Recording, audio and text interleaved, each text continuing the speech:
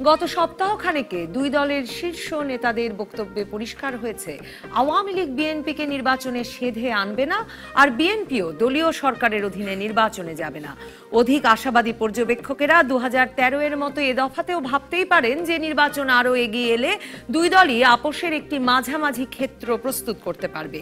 কিন্তু যারা মনে রাখবেন 5ই জানুয়ারির নির্বাচনের কথা, তারা আশঙ্কায় থাকবেন নির্বাচন এ দফাতেও হয়েই যাবে, অংশগ্রহণ থাকুক বা নাই থাকুক।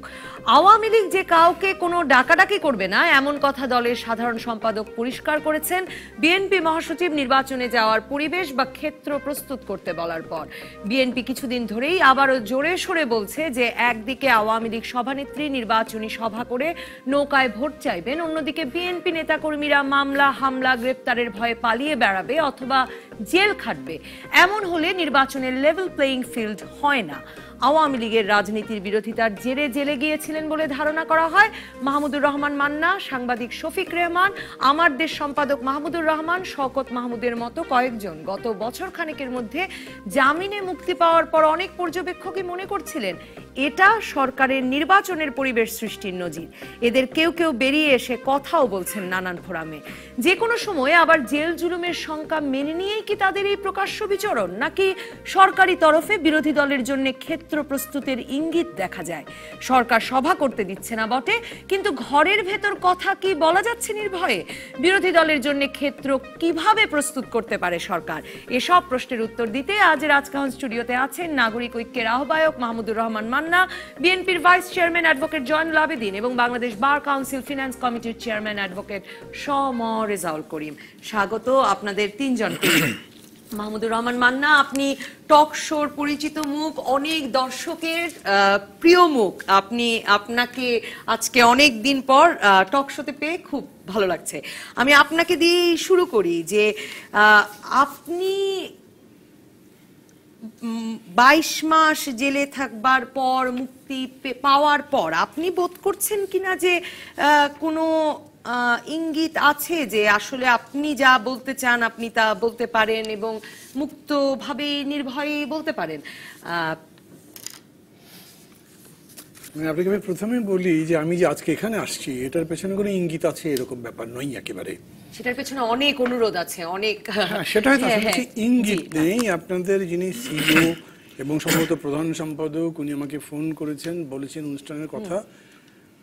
আমি মুক্তি পেয়েছি মাস 4 ধরে, এই 4 মাসের মধ্যে কিন্তু এই প্রথম আপনাদের এখানে এলাম। কিন্তু আপনি নানা জায়গায় কথা বলছেন, আমি সেই অর্থে বলছি যে সরকারের বিভিন্ন অবস্থানের বিষয়ে আপনি আপনার মতামত জানাচ্ছেন। তো টিভি টক শোতে যেহেতু প্রথম এসেছি আপনাদের এখানে, আমি প্রথমে আপনাদেরকে একটা ধন্যবাদ জানাই, ডিবিসিকে। আমি একই সঙ্গে একটা ভূমিকার মতো বলতে হয় আমাকে যে সবাইকে শুভেচ্ছা জানাই। যারা দর্শক শ্রোতা, আপনি যেরকম করে বললেন যে আমাকে অনেক দিন ধরেই তারা দেখেছেন টিভিতে চ্যানেল, সেরকম করে হয়তো আজকে অনেক আগ্রহী আছেন, তাদের সবাইকে। 22 মাসের মতো জেলে ছিলাম, বেরিয়ে আসবার পরে আমার প্রথম একটা উপলব্ধির কথা বলি। আমি মানে যখন জেলে গেছি তখন যে বাংলাদেশকে ছেড়ে গেছি, 22 মাস পরে এসে আমি ওই বাংলাদেশ পাইনি। বেরোবার আগেই আমাকে বিভিন্নজন বিভিন্নভাবে খবর দিয়েছেন বেরোবার পরে যদ্দূর সম্ভব সংযত থাকবেন, বুঝে শুনে কথা বলবেন, বুঝে শুনে পা ফেলবেন। আর বেরোবার পরে ঠিক একই জিনিস আমি দেখেছি, আমার সমর্থক সুবর্ণতই সহ সবাই, আমার আইনজীবী যারা ছিলেন সবাই মিলে বলেছেন বুঝে শুনে চলতে হবে। আমি দেখছি যে একটা ভয়ের চাদর পুরো দেশ ঢেকে দিয়েছে। এখন যদি বলেন আপনি তো কথা বলছেন, আমি তো কথা বলবো। আমি এটা মনে করি যে গণতন্ত্র যদি স্বীকার করেন তাহলে বাক, ব্যক্তি, সংগঠন, মুদ্রণ, প্রকাশনের অবাধ স্বাধীনতা দিতে হবে। আমি এর বাইরে কিছু করছি না, এর মধ্যেই কথা বলছি। এই 4 মাসে আমি আগে যত কথা বলতাম এত বলতে পারছি না। যেমন ধরেন আমি এখন পর্যন্ত পত্রিকায় লিখিনি, কেউ লেখবার জন্য বলেননি। যদিও আমি পত্রিকার যারা যারা কাজ করেন তাদের থেকে কথা শুনেছি, তারা বলছেন যে হ্যাঁ আপনার পাঠক যারা তারা চাইছেন, যেমন টিভি সম্পর্কে শুনেছি দর্শকরাও চাইছেন। আমরা হয়তো বলবো, এখনই বলতে পারছি না। কেন জিজ্ঞেস করতে যাইনি? কিছু কথা আছে যে জিজ্ঞেস করতে হয় না, বুঝে নিতে হয়। আমি এরকম বুঝে নিয়েছি এবং আমি মনে করি যে ধরেন যেরকম করে মিডিয়ার প্রসার হয়েছে, বিশেষ করে সোশ্যাল মিডিয়া, তাতে কথা বন্ধ করবার কোনো সুযোগ নেই এই পৃথিবীতে। সো আমি কথা বলতে পারবই। আমি ধরেন 22 মাস পরে বেরিয়ে এসে আমি একটা জিনিস বিশেষ করে খুব আমি উল্লেখ করব, সবার হাতে আমি দেখি অ্যান্ড্রয়েড ফোন। মানে খুব সস্তা হয়ে গেছে। তার মানে ওই যে হাতের মুঠোয় বিশ্ব যেরকম বলে, সবার কাছে ইয়াংদের তো আছেই, আমি সিনিয়রদেরও দেখছি, ধরেন যাদের বয়স 75 ছিল তাদেরকেও দেখছি রীতিমতো নতুন জীবন শুরু করছে, হ্যাঁ নতুন করে শুরু করেছেন। তো তাদের কাছে পৌঁছানো এখন কোনো সমস্যা না। আমি একটা ঘরের মধ্যে 50 জন লোকের সামনে তো কথা বলছি, কিন্তু সেই অনুষ্ঠানটা আমি লাইভ করতে পারি, অথবা সেটা আমি ধারণ করে ভিডিও আপলোড করতে পারি, মানুষ তারপর দেখতে মাহমুদুর পারে। রহমান মান্না যে আপনি একরকম নিজের সাহসে, মানে সকল শুভাকাঙ্ক্ষীদের আপনাকে সাবধান করা সত্ত্বেও নিজের সাহসেই যা বলবার বলছেন, কারণ কথা আপনাকে এর মধ্যে কি শুভাকাঙ্ক্ষীদের তালিকায় ওবায়দুল কাদের এবং মির্জা ফখরুল ইসলাম আলমগীর দুজনেরই থাকাটা একটা বড় ভূমিকা রেখেছে কিনা? না, ভূমিকার কথা বলবো না, তারা দুজনই নিশ্চয়ই আমার শুভাকাঙ্ক্ষী। ওবায়দুল কাদের কথা যদি বলেন, আমার সাথে দুবার ডাকসুতে তার নির্বাচনে প্রতিদ্বন্দ্বিতা হয়েছেন। আমি মানে এই টেলিভিশন চ্যানেলেও বলতে আমার কোনো অসুবিধা নাই, আমি আওয়ামী লীগ করার এতগুলো বছরের পরে 26 থেকে 30 বছরের মধ্যে দল করেছি, দায়িত্বে ছিলাম। আমি ওনাকে একজন ভদ্রলোক, ভালো মানুষ দেখেছি। আমাদের মধ্যে খুবই বন্ধুত্বের সম্পর্ক ছিল। আমি মনে করি উনি বন্ধুত্বের সম্পর্কেই এসছেন। অবশ্যই উনি দলের মানে সরকারি দলের সাধারণ সম্পাদক, উনি যখন আসেন তখন কোনো রাজনৈতিক বিবেচনা ছাড়া আসেন, যে সেটা তো নিশ্চয়ই নয়, কিন্তু প্রধানত বন্ধুত্ব, এবং উনি এসেও তাই বলেছেন। সেটা একভাবে আমাকে সাহস দিয়েছে। আমি মনে করি যে ঠিক কতখানি উনি ভূমিকা রাখতে পারবেন জানি না, কিন্তু উনি মনে মনে নিশ্চয়ই চাইবেন যে পরিবেশটা যত বেশি সম্ভব সহজ হোক, স্বাভাবিক হোক। এবং মির্জা ফখরুল ইসলাম বিরোধী দলের সাধারণ সম্পাদক, ওদের এই ব্যাপারে খুব বেশি ভূমিকা আছে যে আমি সেরকম মনে করছি না, কিন্তু দুইজনই একই জায়গা থেকেই কথা বলবার চেষ্টা করেছেন। সেটা আমাকে খানিকটা সাহস তো দিয়েছেই। ধরেন ওবায়দুল কাদের সাহেব কথা বলতে গিয়ে তো আমাকে বলেছিলেন যে দেখেন নারায়ণগঞ্জের যে নির্বাচনটা হলো, তার পরে পরে তো নিয়ে গেছেন, বলেছিলেন এরকম একটা নির্বাচন, আমরা তো চাই যে এরকম নির্বাচন হোক, এরকম পরিবেশ হোক। তো আমি একটা সুযোগ নিয়ে বললাম যে ভাই, এরকম পরিবেশই তো আমি চাচ্ছি, এটা ছিল না বলেই না আমি আপনার সাথে নাই, তাহলে তো আমি আপনার সঙ্গেই থাকতাম, রসিকতা করার মতো আর কি। তো ওইটা বলছি যে বলছেন উনিও, বলছেন বিরোধী দলের মানে বিএনপির সাধারণ সম্পাদক একই কথা বলেছেন। আর সবার উপরে আমি বলছি, আমি কোনো জেদ করছি না, কোনো চ্যালেঞ্জ করছি না, কিন্তু এখন পর্যন্ত আমাদের দেশে গণতান্ত্রিক অধিকার তো স্বীকৃত, কনস্টিটিউশনটা আছে, পার্লামেন্ট আমি মানি বা না মানি, যেভাবেই তার সমালোচনা করি, একটা আছে যেখানে আলোচনা হওয়ার সুযোগ আছে, করি কি না করি সেটা ভিন্ন কথা। তার মানে বিরাজিত যা অবস্থা, সেখানে আপনি কথা বলবার অধিকার ভোগ করেন। তো আমি কথা বলছি, আমি এমন করেও কথা বলছি বলে মনে করি না যাতে মানে নতুন করে একটা শঙ্কার তৈরি হতে পারে, বা মানে আমাকে কোনো জায়গাতে ইয়ে করা যেতে পারে। ক্ষেত্র প্রস্তুতের প্রসঙ্গ আপনি টেনেছিলেন যে আপনার সঙ্গে জানুয়ারিতে যখন দেখা করেছেন ওবায়দুল কাদের, তখনও এই প্রসঙ্গে আপনাদের কথা হয়েছে। আপনি ক্ষেত্র প্রস্তুতের দিকে আওয়ামী লীগকে এগুতে দেখছেন কিনা? বিএনপি মনে করে সর্বতই এই ক্ষেত্র প্রস্তুতের দায়িত্ব সরকারের, আওয়ামী লীগেরই বটে। এটা তো ঠিক যে সর্বতভাবেই এই পরিবেশ তৈরির দায়িত্ব সরকারের, তারা সরকারে আছে। ধরেন গণতন্ত্রের জন্য যে সমস্ত নিয়ন্ত্রণ, যে নিগড়, এগুলো তো সরকারের পক্ষ থেকে আসে, বিরোধী দল তো দিতে পারে না। হ্যাঁ দিতে পারে যদি সেই রকম একটা পরিবেশ থাকে যেখানে উভয়ই সমান সুযোগ ব্যবহার করছেন এবং সেটা অপব্যবহার করছেন, তখন আপনি বলবেন। একটা হরতাল ডাকা হলো, সেটা অন্য, অথবা হরতালের যে সময় ভাঙচুর হলো, আইন শৃঙ্খলা একটা পরিস্থিতি তৈরি হলো, তখন বলা যায়। কিন্তু বর্তমান সময়ে আসলে বিরোধী দলে তো সেরকম কোনো সুযোগ আমি দেখি না, কোনো বড় জনসভাও করতে পারে না, কোনো মিছিল করতে পারে না, বা করে না, যেরকম করেই বলেন আপনি। সেই জায়গাতে আমি মনে করি সরকারের দায়িত্বটাই প্রধান। আমি আসবো আপনার কাছে, আপনার রাজনৈতিক পরিকল্পনা নিয়েও জানতে চাইবো। অ্যাডভোকেট সমর রেজাউল করিম, মানে বিষয়টা শেষ পর্যন্ত আবার 2013-র জায়গাতেই গিয়ে ঠেকছে কিনা, যে আওয়ামী লীগ বলেছে তারা নির্বাচনে কাউকে সেধে আনবে না, আর বিএনপি ক্ষেত্র প্রস্তুত করতে বলছে, এবং মাহমুদুর রহমান মান্না যেমনটা বললেন, বিএনপি যেটা বলছে, মানে যুক্তির কথা তো বোধহয় সেটাই, যে সরকারকেই তো আসলে একটা স্পেস তৈরি করে দেখাতে হবে যে তারা নিরাপদে নির্বাচনী প্রস্তুতি নিতে পারে। দেখুন, মান্না ভাইয়ের নেতৃত্বে আমি রাজনীতির সঙ্গে সক্রিয়ভাবে সম্পৃক্ত ছিলাম। জয়নাল ভাই আমাদের বারের নেতা, সে আমার নেতা, তাদের মাঝখানে দাঁড়িয়ে কোনো বিতর্কে না গিয়ে আমার অভিমতের জায়গাটা বলতে পারি।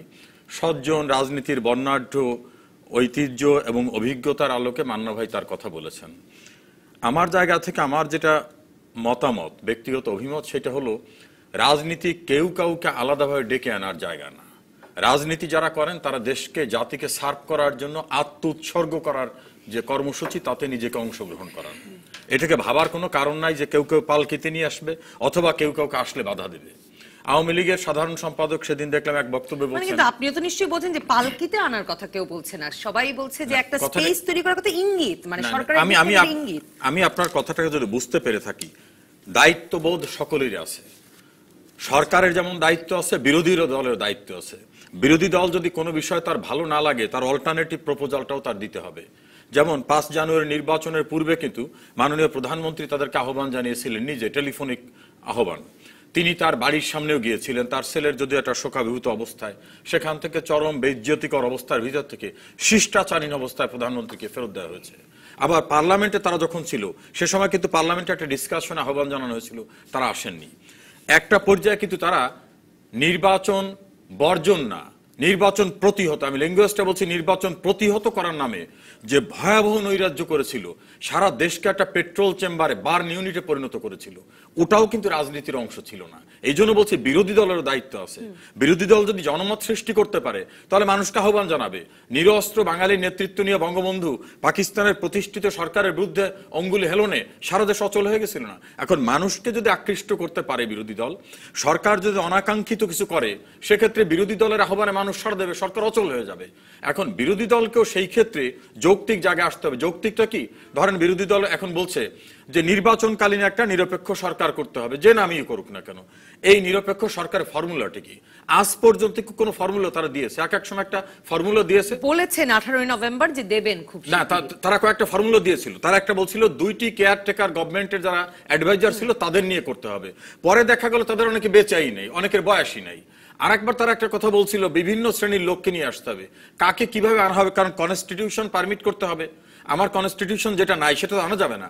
আজ পর্যন্ত তারাও কোনো ফর্মুলা দেয় নাই। এখন সরকারের পক্ষ থেকে বলা হচ্ছে যে সাংবিধানিক ধারাবাহিকতার ভিতর থেকে নির্বাচন হবে। হ্যাঁ, সেই নির্বাচনকে নিরপেক্ষ করার জন্য স্ট্রং ইলেকশন কমিশন গঠনের প্রক্রিয়ায় বিএনপিকে আজ পর্যন্ত কোনো একটা প্রস্তাব দিয়ে দিয়েছে যে নির্বাচন কমিশনকে শক্তিশালী করতে হবে। এই জন্যই বলছি যে বিরোধী দলের দায়িত্ব আছে, সরকারি দলের দায়িত্ব আছে।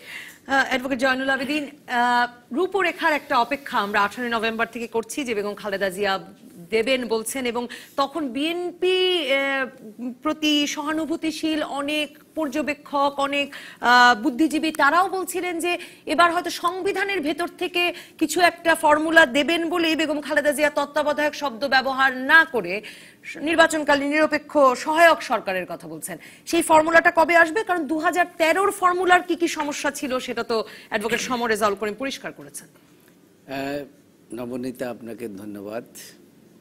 আপনার এই প্রশ্ন জবাবের আগে মান্না ভাই যেভাবে শুরু করেছিলেন আর কি, আমি একটু জ্ঞান কম আর কি, সমর রেজা আবার সেটা জ্ঞানের ভিত্তিটা বাড়িয়ে দিয়েছেন, তার জ্ঞানের ভিত্তিটা। আপনি আমার নেতা।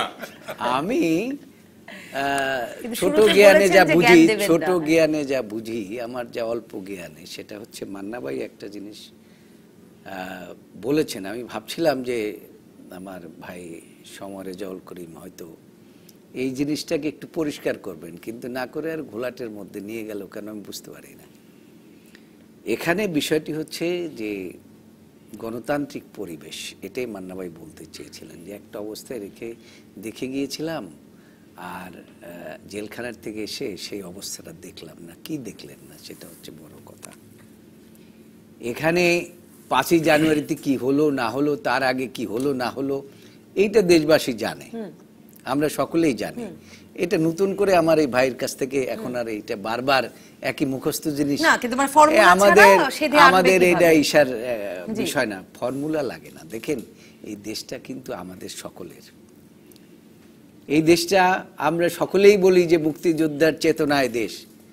মুক্তিযুদ্ধের চেতনায় কি এই কথা বলা আছে যে কেউ কথা বললেই তার জেলখানায় যেতে হবে, কেউ কথা বললেই সে দেশদ্রোহী হয়ে যাবে, কেউ কথা বললেই সংবিধানের বরখেলাপ হয়ে যাবে? নিজস্ব সংবিধান নিজস্ব সুযোগ সুবিধা মতো চলবে।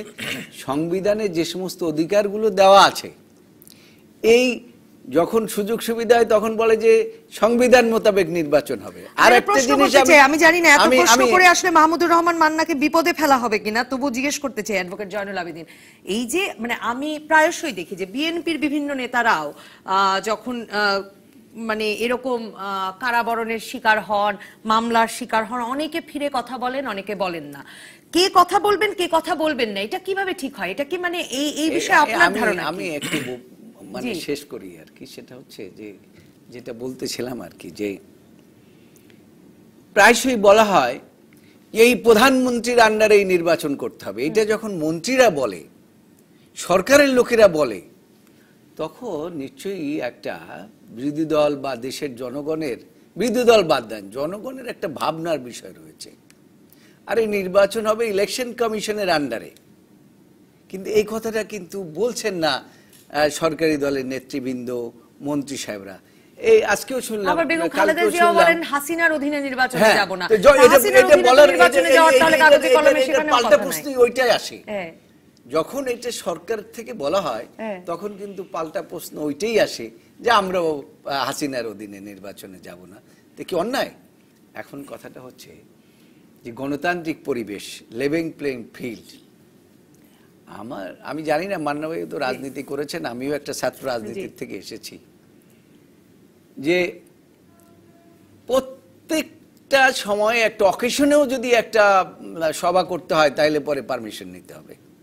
আপনি দেখেন দেশের স্বাধীনতা 26শে মার্চের একটা অনুষ্ঠান করবে বাংলাদেশ জাতীয়তাবাদী দল, তারা একটা গণতান্ত্রিক দল, বৃহৎ দল, আওয়ামী লীগই বলে যে এই দলটি বৃহৎ দল, তাদের সাথেই আমাদের যুদ্ধ মানে নির্বাচনে অংশগ্রহণ করতে হবে, তাদেরকেই অথচ তাদেরকে সভা করতে দেবেন না। বিরাট করে 7 দিন বইয়ে জাঁকজমক করে আওয়ামী লীগ সভা করবে। আওয়ামী লীগ রাজনৈতিক দল না? আপনি কি একটু ভয়ের সংস্কৃতি নিয়ে একটু কথা বলবেন কিনা? মাহমুদুর রহমান জি এটা আমি শেষ করে নিই, এটাকে শেষ করি। জি। এই অবস্থার মধ্যে এই কথাটাই আমার মনে হয় যে মান্না ভাই বলতে চেয়েছিলেন, যে এখন এই পরিবেশটা মনে হচ্ছে যে আগে যে অবস্থায় ছিলাম এখন জানি কোথায় চলে আসছি, এটা উনি পরিষ্কার করতে চেয়েও চান নাই। কেন চান নাই? আমি ভাবছিলাম আমার ছোট ভাই এটা পরিষ্কার করবেন, তিনি আর এটা করলেন না। এখন আপনি বলেন। জি, আমি জানতে চেয়েছিলাম যে কেউ ফিরে কথা বলেন, কেউ বলেন না, এর মধ্যে কারণটা কি? মানে আপনি কারণটা বুঝেন না। একজন তো রাজনীতির থেকে বিদায়ই নিয়েছেন, শমশের ববিন চৌধুরী। জি, কারণটা বোঝার কোনো বাকি আছে? তো সুতরাং কারো উপরে বেশি চাপ হয়, কারো উপরে কম চাপ হয়। কাজেই সংবিধানে কিন্তু এইসব কথা বলা নাই। এটা কোথার থেকে আসে সেই জিনিসগুলো দেশবাসীকে চিন্তা করতে হবে, আমাদের সকলকে চিন্তা করতে হবে যে কেন জেলখানার থেকে এসে রাজনীতি ছেড়ে দেয়। একটা বিরতির পর দর্শক থাকুন রাজকাহনে। ফিরে এলাম রাজকাহনে। মাহমুদুর রহমান মান্না, রেজাউল করিম বলছিলেন যে একটা তো ফর্মুলা লাগবে, মানে সরকার কিসের ভিত্তিতে ক্ষেত্র প্রস্তুত করতে পারবে। আর অ্যাডভোকেট জয়নুল আবেদিন আপনার কথা প্রসঙ্গেই বলছিলেন এমন কথাও যে অনেক নেতাই যে এসে আসলে রাজনীতি ছেড়ে দেন, কথা ভুলে যান।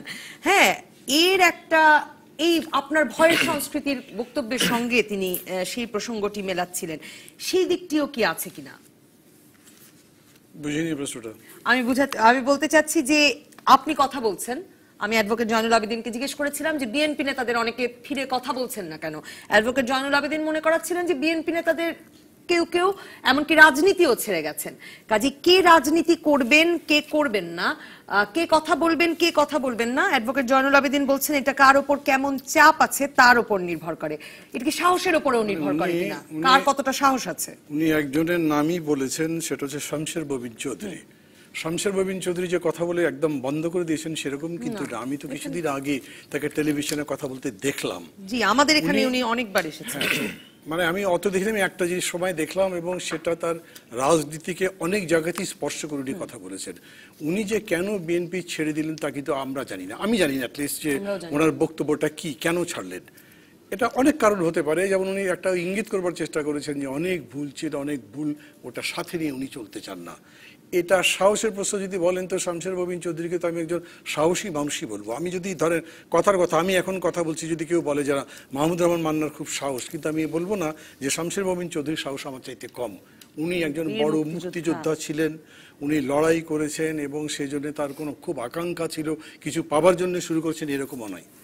আমি তার এই যাওয়াটার কথা বলছি। কিন্তু ধরেন আপনি যদি অন্য যে দুজন নামের কথা বলেছেন, শফিক রেহমান এবং মাহমুদুর রহমান, এরা তো বেসিক্যালি ঠিক পলিটিক্সের লোক নন। রাজনীতিটা একটা আলাদা সাহসের ব্যাপার। আমরা সবাই এরকম করে বলি যে বঙ্গবন্ধু তার সাফল্যের অন্যতম কারণই ছিল প্রচণ্ড সাহস, এবং সেই সাহসটা কোথা থেকে? একটা বিশ্বাস থেকে। উনি মনে করতেন যে না, বাঙালির উপর এরকম করে একটা অত্যাচার শোষণ করা হচ্ছে, আমি এইটা স্বীকার করব না। উনি কখনো স্পষ্ট করে স্বাধীনতার কথা বলেননি, মনের মধ্যে যাই থাক, ভেতরে যাই করুন। বলেছেন যে আমি সবারই স্বায়ত্তশাসন চাই, অধিকার চাই, এবং থামেননি। 15 দিন পর পর গ্রেপ্তার হয়েছেন, তারপরে বলেছেন। আমি নিজেকে কিন্তু কোনো বেশি সাহসী লোক মনে করি না, কিন্তু আমি এটা বলতে চাই যে আমি যেটা সত্য মনে করি সে কথা বলতে যদি না পারি, তাহলে আমার এখানে থাকার কি বানাচ্ছে? হতে পারে আমি যেটা বললাম শেষ পর্যন্ত সেটা সত্য নয়, আপনি শুধু যখন প্রমাণ করে দেবেন, বুঝে দেবেন, তখন আমি বলবো না আপনারটা ঠিক, কিন্তু বলতে দেবেন এটা হতে পারে না। এই ক্ষেত্রে আমি জনাব আহমদ শরীফ, উনি মারা গেছেন, এখন সবাই জানেন, অনেক বড় একজন পণ্ডিত লোক ছিলেন, সবসময় বলতেন আমাকে কথা বলতে দিতে হবে। ওই যে ঐতিহাসিক একটা প্রবাদের মতো আছে, প্রবাদ না, একটা সেইং আছে যে আমি তার সাথে একমত নাও হতে পারি, কিন্তু তার কথা বলার জন্য আমি নিশ্চয়ই সব কথা কি বলা যাচ্ছে নিশ্চিন্তে নির্ভয়ে। আপনি এর মধ্যে বিএনপি যেমন সভা করতে পারছে না, আসলে বিরোধী রাজনৈতিক দলগুলোর কোনো প্রকাশ্য মানে ওপেন এয়ার সভা, খোলা মাঠে সভা প্রায় দেখাই যাচ্ছে না। যদিও জানুয়ারি মাসে জাতীয় পার্টিকে একটা কাউন্সিল করবার সুযোগ দেওয়া হয়েছিল, সরোয়ার্দী উদ্যানে সিপিবিও করেছিল, কিন্তু এছাড়া দেখবার কোনো সুযোগ হচ্ছে না। আপনারা এখন রাজনৈতিক দলগুলোর সভা সমাবেশ পরিণত হয়েছে যে শীতাতপ নিয়ন্ত্রিত ঘরে এক একটা ফোরামে আসলে আলোচনার মতো, সেখানে আপনি অনেক কড়া কড়া কথা বলছেন। কথা কি নির্ভয়ে বলা যাচ্ছে নাকি সবাই সাবধান করছেন, এটাই আশঙ্কা? সাবধান সবাই করছেন, আর মানে যে নির্ভয়ে কথা বলার মানে আপনি কিন্তু হটকারী কথা বলা যাবে না। অনেক সময় আছে না, একটা সত্য এখনই বলা যায় না, বুঝতে হয় যেটা আমাকে 6 মাস পরে বলতে হবে, অথবা আরো আগে বলা উচিত ছিল। এই হিসাব রাজনীতিবিদ করবেন, রাজনীতিবিদ ছাড়া অন্য কেউ যদি বিজ্ঞানী হন তিনি করবেন না। তিনি যখন মনে করবেন সেটাই সত্যি। কিন্তু যিনি রাজনীতি করেন তিনি যেহেতু সমাজ পরিবর্তনের জন্য বা সমাজের উন্নয়নের জন্য কাজ করবেন, যে সমাজের আদার যে সমস্ত ফ্যাক্টর আছে সেগুলোকে বিবেচনার মধ্যে নিয়ে বলবেন। আমাকে যারা বলছেন আমি তাদেরকে এরকম করে ধরি যে তারা আমাকে কৌশলী হতে বলছেন। কৌশলী হতে বলছেন কেন? যেহেতু অনেক ধরনের সমস্যা এটার মধ্যে আছে, গণতন্ত্রকে নিয়ে তার অনেক রকম অভিযোগ আছে, আর আমি নিজে যেহেতু জেল খেটে এসেছি 22 মাস পর্যন্ত, সবাই নিশ্চয়ই এটা চাইবেন যে আমি চট করে আরেকবার জেলে না যাই। আমি ওই জায়গায় কথা বলা থামিয়ে দিয়েছি, তা আমি বলবো না। কথা বলবো না কেন?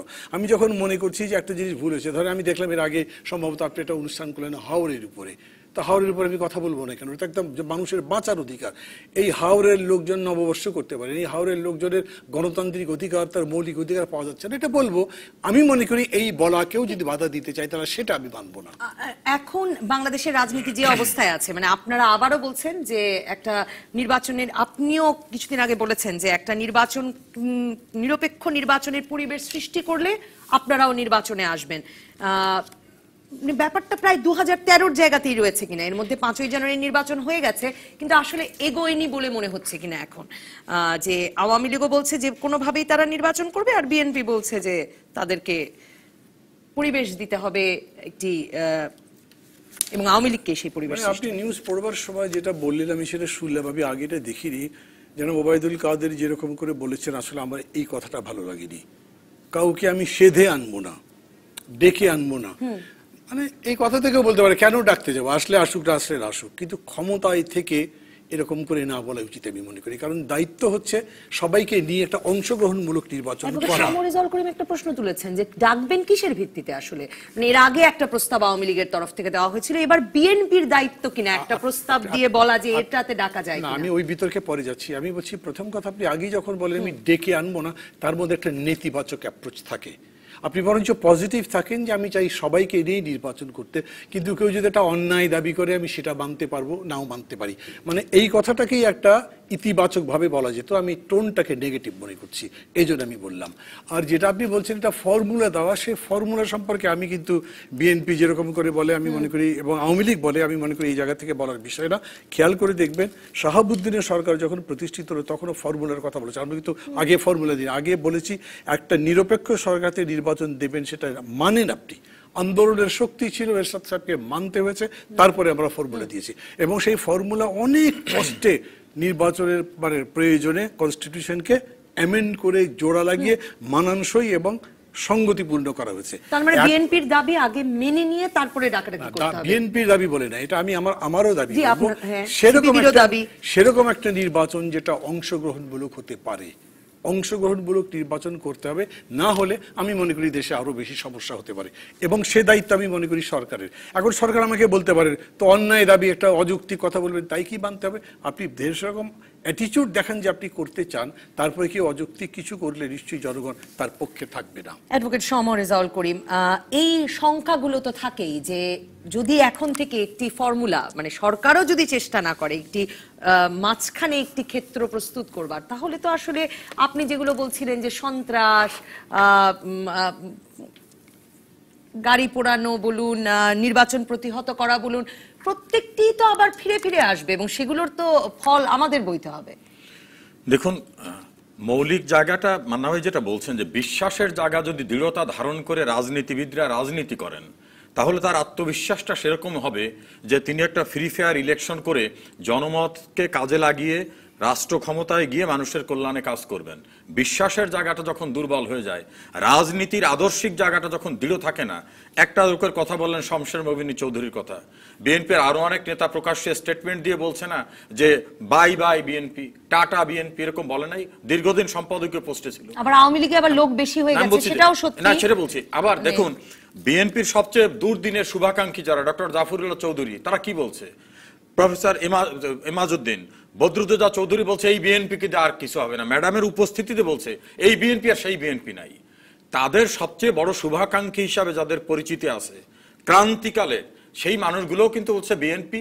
আবার ওবায়দুল কাদের একটা কথা বলছেন, মান্না ভাই যেটা বললেন ওই স্পিরিটটা আমারও ভালো লাগে নাই, কিন্তু এটাকেও ধরতে হবে। ওবায়দুল কাদের কিন্তু কদিন পূর্বেও বলছেন যে ভুল রাজনীতির চোরাবালির পথ থেকে বিএনপিকে ফিরে আসতে হবে, না হলে বিএনপির অস্তিত্ব বিপন্ন হবে। ওবায়দুল কাদেরের একটি দিনের একটি বক্তব্যের একটি অংশ দিয়ে তাকে যদি জাজ করা হয়, রাজনীতির অনেক ভুল তো আওয়ামী লীগের, সেটা নিয়েও অনেকে কথা বলছে। আওয়ামী লীগ তো 21 বছর রাজপথে থেকে আওয়ামী লীগ টিকে থেকেছে। 46 বছরের বাংলাদেশে 28 বছর কিন্তু আওয়ামী লীগেররা ক্ষমতায় ছিল। 46 বছরের বাংলাদেশে 28 বছর ছিল যারা আওয়ামী লীগ না। 21 বছর রাজপথে থেকেও কিন্তু আওয়ামী লীগ তার আন্দোলন এবং রাজনৈতিক জায়গাটাকে টিকে রাখছে।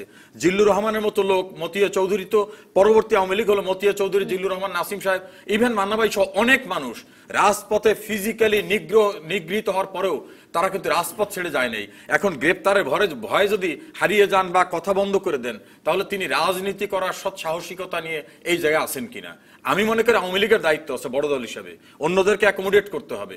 এটা কোনোভাবেই ভাবার ঠিক না যে অন্য সকলকে বাদ দিয়ে আওয়ামী লীগ একলা চলতে থাকবে। এজন্য রাজনীতিতে আপনি বিরোধী দলের জন্য ক্ষেত্র প্রস্তুতের কোনো লক্ষণ দেখেন এই সরকারের দ্বারা? মানে নির্বাচনের ঘোষণা হয়ে গেছে, নির্বাচন ভোট চাইছেন রীতিমতো প্রধানমন্ত্রী সারা দেশ ঘুরে, কিন্তু বিএনপির জন্য, বিরোধী দলকে আনবার জন্য, অংশগ্রহণমূলক নির্বাচনের জন্য কোন রকম কোন উদ্যোগ নিতে দেখেছেন? আমি দেখি, আমি যার জ্বলন্ত উদাহরণ দেখি কুমিল্লার সিটি কর্পোরেশন নির্বাচনে বিএনপি ওখানে এত বড়, যদি বলেন একক ক্ষমতা ধরা আওয়ামী লীগ ক্ষমতায় আছে তাদের লোকজন নিয়ে, কুমিল্লা সিটি কর্পোরেশন নির্বাচনে কিন্তু ন্যূনতম কোনো সহিংসতা, ভোট কারচুপি, অন্য কিছু ঘটেনি। এটা কিন্তু আমাদের একটা সিগনিফিক্যান্ট সিগন্যাল দেয়। ন্যূনতম বললে পরে অবশ্য মানে জাল ভোটের অভিযোগ এসেছে, জাল ভোট দেওয়া হচ্ছে, এই ছবি এসেছে। বরিশালে মুজিবুর রহমান সরোয়ার ছিলেন একজন প্রার্থী, উনি রাতে জিডি করে গেলেন এই নির্বাচন মানি না, ভুল নির্বাচন হচ্ছে। ভোরবেলা দেখা গেল কিন্তু রেজাল্ট তার পক্ষে। কিছু কিছু যে হবে না বাংলাদেশে তা না। আওয়ামী লীগের ভিতরে যে দুর্বৃত্ত, হাইব্রিড, কাউয়া, বিভিন্ন ভাষায় এরকম লোক ঢোকে নাই তা বলবো না, কিন্তু রাষ্ট্রের সর্বোচ্চ পর্যায় থেকে, বিশেষ করে দলের প্রধান মাননীয় প্রধানমন্ত্রী শেখ হাসিনা, তার সদিচ্ছা জায়গাটা আমি একটা উদাহরণ দিয়ে শেষ করি।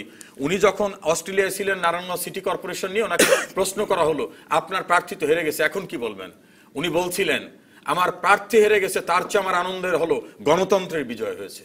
আমি মনে করি শেখ হাসিনা সকলকে অ্যাকোমোডেট করার একটি রাজনৈতিক চিন্তা চেতনা পোষণ করেন। অ্যাডভোকেট জয়নুল আবেদিন, মাহমুদুর রহমান মান্না বলছিলেন যে ওবায়দুল কাদেরের সঙ্গে তার আলোচনায় তিনি নারায়ণগঞ্জ সিটি কর্পোরেশনের নির্বাচনের উদাহরণ টেনে বলেছেন এরকম নির্বাচনই তারা চান। একই রকম কথা মির্জা ফখরুল ইসলাম আলমগীরের সঙ্গেও হয়েছে। তো তাহলে সবাই তো এক কথাই বলছেন এরকম নির্বাচনই তারা চান, তারপরে সমস্যাটা কোথায়? মান্না ভাই যথার্থই বলেছে, এরকম নির্বাচন সারা দেশের জনগণই চায়, একটা নির্বাচন ফ্রি, ফেয়ার অ্যান্ড ক্রেডিবল হবে।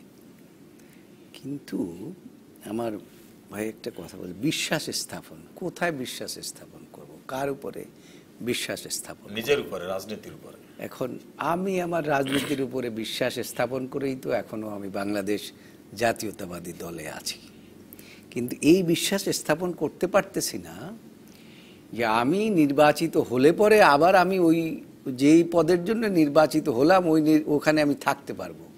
গতকালকেই পত্রিকায় একটা নিউজ এসছে যে 400 স্থানীয় সরকারের চেয়ারম্যান দেরকে, আপনার মেম্বারদেরকে, আবার সিটি কর্পোরেশনের চেয়ারম্যানদেরকে ঘর ছাড়া হতে হয়েছে, তাদেরকে জেলখানায় থাকতে হয়েছে। কেউ কেউ সর্বোচ্চ আদালতের আদেশ নিয়ে বাইরে আসে, আবার তাকে ঢুকতে হয়। আবার কোনো রকম একদিনে গিয়ে চেয়ারে বসে, আবার আধা ঘন্টা পরে আপনার আরেকটি অর্ডার আসে যে আপনি তো নাই, আপনাকে বরখাস্ত করা হয়েছে। কিন্তু অ্যাডভোকেট এখন জয়নুল আবেদিন, ইনস্টিটিউশন আপনাদের থেকে একটা কৌশল বের করতে হবে কিনা, মানে জনগণের খাতিরেও, কারণ এ তো নিশ্চিত 5ই জানুয়ারি নির্বাচনের পর যে নির্বাচনটা হয়ে আমি যাবে। একটা শেষ করতেছি আর কি। এখন আওয়ামী লীগ একটা গণতান্ত্রিক দল বলে, বৃহৎ গণতান্ত্রিক দল বলে দাবি করেন এবং বলেন যে এই 5ই জানুয়ারির নির্বাচনটাকেও তারা মনে করেন যে আমরা একটা নির্বাচিত সরকার। এখন এইরকম যদি মনে করা হয় তাহলে আপনি বিশ্বাসটা কিভাবে কোথায় স্থাপন করবেন? এখন কৌশলটা কি? কৌশলটা তো করতে হবে বাংলাদেশের মানুষকে নিয়ে ভাবতে হবে। গণতান্ত্রিক পরিবেশ সৃষ্টি করার দায়িত্বটা সবসময় আমরা ইতিহাসও বলে, অতীতে দেখেছি সরকারের। সরকার যেখানে ব্যর্থ হয় গণতান্ত্রিক পরিবেশ সৃষ্টি করতে, সেখানেই কিন্তু সমস্যার সৃষ্টি হয়, সেখানে গণতন্ত্রের বিকাশ হয় না। আজকে যে মির্জা ফখরুল ইসলাম আলমগীর বলছেন, কেন বলছেন? তাকে 30 দিনের মধ্যে 32 দিন আদালতে উপস্থিত থাকতে হয় তার মামলা নিয়ে। কি কৌশল তিনি বের করবেন আমাকে বলেন। আজকে আমি মির্জা আব্বাসের সাথে আলাপ করছিলাম যে তাকে বরিশালের রাজনৈতিক দায়িত্ব দিছে। বলল যে ভাই আমি বরিশালে কেমনে যাব, আমাকে তো এভরিডে আদালতে উপস্থিত হতে হয়, সুতরাং আমি পলিটিক্যাল কর্মকাণ্ড কিভাবে করব? তা আপনি কি কৌশল করতে বলেন? এখন হচ্ছে মূল বিষয়টি হচ্ছে দেখতে হবে যে আদৌ সরকার চায় কিনা যে একটা ক্রেডিবল নির্বাচনে, যে কথাটা মান্না ভাই বললেন, যে নির্বাচনে সকলে ভোট দিতে পারবে। আমার ভোট আমি দেব, যাকে খুশি তাকে দেব, আবার আমার ভোট আমি দেব, সকলের ভোট আমি দেব। এই সিস্টেমটার মধ্যে থেকে দেশকে উদ্ধার করলেই একমাত্র আপনার একটা নির্বাচনের পরিবেশ। একটা বিরতির পর মাহমুদুর রহমান মান্না, আপনার কাছে ফিরবো যে তাহলে আসলে আগামী নির্বাচনের আপনি কি চেহারা দেখছেন এবং নির্বাচন নিয়ে আপনার পরিকল্পনা, এই দুটোই জানতে চাইবো। দর্শক থাকুন রাজকাহনে। ফিরে এলাম রাজকাহনে। মাহমুদুর রহমান মান্না, আগামী নির্বাচনের চেহারাটা আপনি কেমন দেখেন? বিএনপি আওয়ামী লীগ দু তরফের মধ্যে নির্বাচন দেখেন কিনা, আপনাদের অংশগ্রহণ দেখেন কিনা, আপনার নাগরিক ঐক্যের আর নির্বাচন নিয়ে পরিকল্পনা? কারণ আমরা নাগরিক ঐক্যের সঙ্গে আরো অনেকে ঐক্যবদ্ধ হবেন, সেটা আপনি জেলে যাওয়ার আগেও এই কথা ছিল যে আপনার কামাল হোসেনের সঙ্গে ঐক্যের কথা ছিল, আসম রবের সঙ্গে কথা ছিল, বাসদের সঙ্গে আপনার একটা ভালো সম্পর্ক আছে। আমি মানে মুক্তি পাবার পরেও এই কথাগুলো বলছি, কিন্তু আমি প্রথমেই বলি এটা খুব দুঃখের সাথে আমার বলতে হচ্ছে যে আমি খুব আশার কিছু দেখছি না এখন। নর্মালি এরকম একটা অ্যাডেজ আছে, একটা মানে প্রবাদের মতো আছে, রাজনীতিবিদরা সাধারণত না বলেন না। সবচেয়ে খারাপ অবস্থার মধ্যেও তারাও বলবে সম্ভবত, আর একটু ভালো থাকলে বলবে যে নিশ্চিত। এরকম একটা ইংরেজিতে প্রবাদ আছে। কিন্তু এখনকার পরিস্থিতি হচ্ছে যে খুবই আনপ্রেডিক্টেবল। আপনি যে বলবেন সেরকম কোনো সম্ভাবনা নেই, কারণ উভয় দিক থেকে অ্যাটিচিউডটাই নেগেটিভ আছে। আমি উভয় দিক থেকে বলছি তার মধ্যে, এবং আমি সবসময় এটা বলবো যে যতক্ষণ পর্যন্ত যারা ক্ষমতা আছেন তাদের দায়িত্ব বেশি, এবং সেই অর্থে দায়িত্ববোধটাও নাই। এই যে একটু আগে আমি বললাম, আমি মনে করি যে আওয়ামী লীগের সাধারণ সম্পাদক, আমি আগেই বলেছি যে তাকে আমি একজন ভালো মানুষ মনে করি, ভালো রাজনীতিবিদ মনে করি, খুব যে প্যাঁচ ট্যাচ করেন তা না, ষড়যন্ত্র করেন এরকম নয়। কিন্তু তারপরে যে কথাটা বললেন সেখান থেকে একটা নেতিবাচক দৃষ্টিভঙ্গি হচ্ছে, তুমি আসো আসো, না আসো না আসো, আমি সেধে আনতে পারবো না তোমাকে। শুরুই কেন এরকম হবে? আর তাছাড়া ধরেন যে অভিযোগটা এই নির্বাচনে অংশগ্রহণ সম্পর্কে আপনার দলের আপনার কি মত? আমি নিজেকে অত গুরুত্বপূর্ণ মনে করছি না। আমার চিন্তা হচ্ছে যে আমি মনে করি, ধরেন আমি দুটো দলের বিরোধিতা করি এই অর্থে যে এই সরকারটা যদি বদলে ওই সরকার আসে তারপরে গুণগত কোনো পরিবর্তন হবে কিনা, আমি সেরকম কিছু এখন পর্যন্ত দেখি না। অন্তত আচরণে বলেন, উচ্চারণে বলেন, কাজে কর্মে বলেন, যারা এখন কষ্ট করছে। আমি কিন্তু বিএনপিকে গত 8 বছরের কোনো কারণে যত বিএনপিকে দায়ী করতে পারবেন না, কিন্তু এই 8 বছর ধরে তারা যে আন্দোলনটা গড়ে তুলতে পারলেন না, নিশ্চয়ই কৌশলগত ক্ষেত্রে, বুদ্ধিমত্তার ক্ষেত্রে, পরিস্থিতি বুঝে সেই অনুযায়ী কাজ করার ক্ষেত্রে তাদের দুর্বলতা আছেই। না হলে এই 8 কিরকম বছরের করে মধ্যে তো আছে? ধরুন বিএনপির অবরোধ গেছে 3 মাসের, এই 8 বছরের মধ্যে নির্বাচন 2014 সালের 5ই জানুয়ারি নির্বাচন প্রতিহত করা, এবং এখন যেটা বোঝা যায় যে অনেক সময় এই প্রত্যাশা ছিল যে ওই নির্বাচনের পরে সরকারটি টিকে যাবে না। আপনি না না বলবার কথা বলছিলেন, আসলে নায়ের রাজনীতির কি আর সুযোগ আছে কিনা আওয়ামী লীগের বাংলাদেশে? কারণ 2014 সালের 5ই জানুয়ারির পর তো সরকার টিকে গেল, এবং যারা না করলেন তারা আসলে সংসদ থেকেও ছিটকে আমি পড়লেন। আপনাকে দুটো উদাহরণ বলি। আইয়ুব খান 10 বছর ছিলেন দেশে, ডেকেড অফ রিফর্মস করেছিলেন, উন্নয়নের দশক। তখন সবাই এরকম কথা বলতেন, উনি হচ্ছেন এশিয়ার লৌহ মানব, তাকে কেউ সরাতে পারবে না, আরও আছে যতদিন সে জীবিত থাকবে। উন্নয়নের দশক শেষ হবার পরে 10 মাসও উনি ক্ষমতায় থাকতে পারেননি। আর আমাদের দেশের মধ্যে যদি বলেন, এরশাদ সাহেবের কথা বলছি আমি, উনি 4 তারিখে, ডিসেম্বরের 4 তারিখে বক্তৃতা করেছেন রেডিও টেলিভিশনে। সেখানে বলেছিলেন যে গণতন্ত্র দেওয়ার জন্য ওনার কী কী ফর্মুলা আছে। পদত্যাগ করতে হচ্ছে 6 তারিখে। ওই যে হিমবাহের কথা বলে না, টিপটা দেখা যায়, আগাটা দেখা যায়, ভেতরটা দেখা যায় না। সবচেয়ে বড় বিপদ হচ্ছে যে মানুষ কিন্তু ভেতরে ভেতরে ক্ষুব্ধ আছে, এটা খারাপ। এবং এর মধ্যেই বিভিন্ন নির্বাচনে জায়গাতে অংশগ্রহণ না করবার জন্য মানুষ কাউকে দায়ী করছে না, না না না করছে না, করছে না। তাছাড়াও এই যে ধরেন জঙ্গি নিয়ে অনেক কথাবার্তা হচ্ছে না, এগুলো হচ্ছে কোত্থেকে? তার মানে একটা সময় এরকম হয়ে যাবে যে মানুষ যদি শেষ পর্যন্ত খুবই অসন্তুষ্ট হয়ে যায়, তখন তার মুখে যা ইচ্ছা তাই হয়ে যাক, যখন অন্ধকারের শক্তি মাথা চাড়া দিতে পারে। আওয়ামী লীগ যদি মনে করে যে তারা বিএনপিকে নির্বাচনের বাইরে রাখতে পারলে বিজয়ী হলো, অথবা যদি মনে করে যে তাদেরকে খুব প্যাঁচে ফেলে নির্বাচনের মধ্যে এসে আমরা জয় নিয়ে নেব, তাহলেই আমরা খুব শান্তিতে থাকবো, বিষয়টা কিন্তু এই জায়গায় নয়। রাজনীতির লড়াই, রাজনীতির জয় পরাজয় এরকম করে নির্ধারিত হয় না। রাজনীতির জয় পরাজয়টা রাজনীতি দিয়েই নির্ধারণ করতে হবে। সেই জায়গাতে আমি মনে করি যে আওয়ামী লীগ জিতেছে। বিএনপি কি জিতেছে? না, বিএনপিও জিতে নাই। আমরা সেইখানে ওই রাজনীতিটা নির্মাণ করতে চাচ্ছি। এই দুটোর বিকল্পে একটা সত্যিকার গণতান্ত্রিক শক্তি। আমি নিজের কথা বলি, আমি মনে করি যে একটা কল্যাণধর্মী গণতান্ত্রিক রাষ্ট্রই হচ্ছে বাংলাদেশের মুক্তির একমাত্র পথ। সেই জন্যই যাদের কথা আপনারা বললেন, এদের সবাইকে নিয়ে আমরা চেষ্টা করছি। আমি আশাবাদী আছি যে এরকম একটা শক্তি এরকম একটা ঐক্য গড়ে উঠবে। অ্যাডভোকেট সমর রেজাউল করিম, আপনার কাছে যেতে চাই যে আইয়ুব খান এরশাদের শাসনামলের সঙ্গে প্রায় মানে বর্তমান সরকারের শাসনামলকে মিলিয়ে দেখলেন মাহমুদুর রহমান মান্না, উনি প্রথম নন আসলে যিনি সরি মিলিয়ে দেখছি না, আমি বলছি যে বোঝা যায়নি সেরকম করে, এই অর্থে বলছি যে ভেতরেরটা বোঝা যাচ্ছে। দেখুন, মৌলিক একটা জায়গায় আমাদের অবশ্যই আসতে হবে। আমার নেতা মাহমুদুর রহমান মান্না যেটা বলছেন, বিনয়ের সঙ্গে বলবো, আইয়ুব খানের কোনো রাজনৈতিক দর্শন ছিল না, তার দর্শন ছিল ক্যান্টনমেন্টের অস্ত্র। এরশাদের কোনো রাজনৈতিক দর্শন ছিল না, তার দর্শন ছিল অস্ত্র।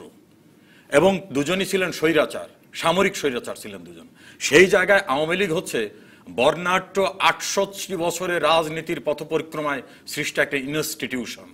এই ইনস্টিটিউশনের আদর্শিক জায়গা থাকার কারণে দলের প্রধান সহ সবাইকে নৃশংস হত্যা করার পরেও 21 বছর ক্ষমতার বাইরে থেকে আওয়ামী লীগ টিকে আছে। কালকে যদি কথার কথা আমি ধরে নেই যে আওয়ামী লীগ রাষ্ট্র ক্ষমতায় নাও থাকে, আওয়ামী লীগ টিকে থাকবে। কারণ আওয়ামী লীগের শিকড় হচ্ছে একেবারে প্রান্ত পর্যায়ের মানুষের সঙ্গে তার রাজনৈতিক সম্পর্ক। আওয়ামী লীগের ভিতরে যে কিছু বদলোক ঢোকে নাই তা বলা যাবে না। আমি নিজে কিন্তু নবনীতা প্রত্যাশা করি রাজনীতির গুণগত পরিবর্তন হোক, সৃজনশীলতা আসুক। এর পাশাপাশি এটাও আশা করি যে যাদের রাজনীতির কনসেপ্ট নাই, ধরেন বিভিন্নভাবে যারা হঠাৎ করে দল করছেন, সেই সব হঠাৎ করে দলের লোকরা কারা আসছে, সে যদি আদর্শই করতো তাহলে সে নির্দিষ্ট একটি আদর্শিক দলে থাকতো। বিএনপিতে মুসলিম লীগের লোক গেছে, জাসদের লোক গেছে, আওয়ামী লীগের লোক গেছে, বিভিন্ন শ্রেণীর লোক। আদর্শিক কিন্তু একত্রিত হয় নাই, ক্ষমতার প্ল্যাটফর্মে তারা একত্রিত হয়েছে। এজন্য কিন্তু জাতীয় পার্টির অনেক নেতা মওদুদ সাহেবরা আবার বিএনপিতে ব্যাক করছে, আবার আগামীতে একটা ক্ষমতাসীন দল আসলে সেদিকেও তারা চলে যেতে পারে। আদর্শিক জায়গায় আওয়ামী লীগের যেটা, আর একটা মানুষ কিন্তু মনে করে যে এখন কিন্তু মানুষ মনে করে কে ক্ষমতা এটা না, যে অন্ন বস্ত্র বাসস্থান চিকিৎসা সহ আমার অধিকারকে নিশ্চিত করতে পারতেছে। মানুষ কিন্তু সেই জিনিসটাকেও কনসেপশনের ভিতরে। বিএনপি ছাড়া আরেকটা একক নির্বাচন কি আওয়ামী লীগ হজম করতে পারবে বলে মনে করেন, নাকি তা পারবে না বলেই, যদিও মাহমুদুর রহমান মান্না বলছেন যে তিনি সামান্য মানুষ, তিনি তাকে এত বড় মানুষ মনে করেন না, ওবায়দুল কাদের এবং মির্জা ফখরুল ইসলাম আলমগীর দুজনই তাকে দেখতে যান, কারণ একজন মানে এর মধ্যে একটা নির্বাচনে যাওয়া না যাওয়ার সমীকরণ কাজ করে কিনা? দেশের সর্বোচ্চ শিক্ষা পাদপীঠের বারবার নির্বাচিত নেতা মাহমুদুর রহমান মান্নার রাজনৈতিক অবস্থানের বাইরেও ব্যক্তিগত একটু অবস্থান আছে, সেই জায়গায় আমরা অনেকেই সেলুট করি। ওটা মির্জা ফখরুলও করেন, ওবায়দুল কাদের করেন, অনেকে করেন। আমি তো তার সঙ্গে কাজ করেছি। এই জায়গার থেকে আমি মনে করি মান্না ভাইয়ের যে প্রত্যাশা, ও প্রত্যাশা কিন্তু আমারও। কিন্তু আদর্শিক রাজনীতির জায়গাটাকে যদি যেনতেন উপায়ে সমঝোতা করে জোড়াতালি দেওয়া হয়, সেই জোড়াতালি রাজনৈতিক দল থাকে না। বিশাল রাজনৈতিক দল এরশাদের খান খান হয়ে গেছে। আবার বিএনপি যদি তার রাজনৈতিক ধারাবাহিকতায় নির্বাচনী প্রক্রিয়া না আসে, বিএনপি ওই অবস্থানে থাকবে, এটা আমি মনে করি। অ্যাডভোকেট জয়নুল আবেদিন, একদম শেষ মন্তব্য আপনার কাছে। রাজনীতির আদর্শ গণতন্ত্র, আর রাজনীতির আদর্শ যদি হয় ক্ষমতাকে ধরে রাখা, সেক্ষেত্রে আমার ভাইয়ের রিপ্লাই আমি কিছু দিতে পারি না। তবে একটি কথা বলতে চাই, এই অবস্থার থেকে উত্তরণ হওয়া দরকার।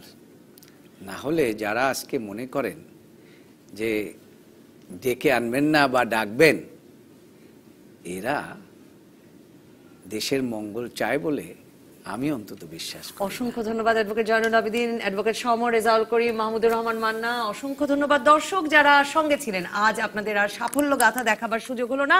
আপাতত বিদায়। প্রতিদিন রাত 10টা পর্যন্ত সব খবরে খুঁজতে থাকুন রাজনীতি। তারপর রাত 10টা থেকে 12টা আপনার বিশ্লেষণের সঙ্গে মেলাবো আমার বিশ্লেষণ। তৈরি হবে নতুন রাজকাহন। থাকুন ডিবিসির সঙ্গে।